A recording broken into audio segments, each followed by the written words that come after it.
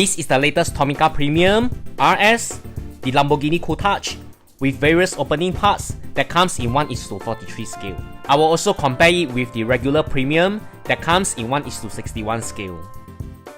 Just like any other Tomica Premium, the different view of the Lamborghini Countach is shown on the box. Behind, it gives you a more detailed explanation such as rubber tires, the clear plastic tail light, the engine component, you can see the opening scissors door, and opening front lights. First impression of the Countach is it's surprisingly light. I guess the wiper is not really functional, so I leave it alone. And just like the regular Premium Testarossa, it comes with opening headlights. But upon closer inspection, I'm disappointed. The headlight is not made of clear plastic, but just painted.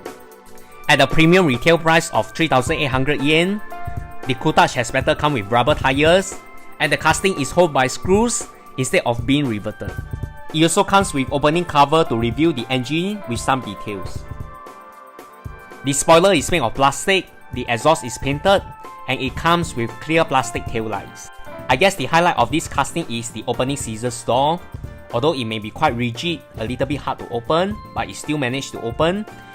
It reveals the interior, which I can't say is great, but the basics is still there. And now let's compare the 1:43 with the smaller 1:61 scale Countach. It's an interesting comparison because there's some pros and cons here. Although the smaller Countach has no opening parts, it does come with painted fenders and some additional details that the bigger 1:43 do not have. On the rear view, despite they comes in different scale, the construct is totally similar.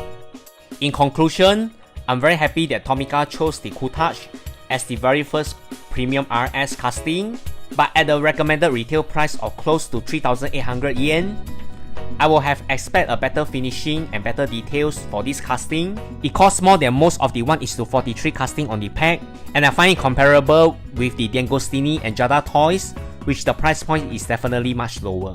Yes, it looks great on the photo we've seen, the functions are great, but on close-up, it doesn't really look premium on its finishing and lack of details. So what's your point of view? Please leave your comment below. Thanks everyone, bye!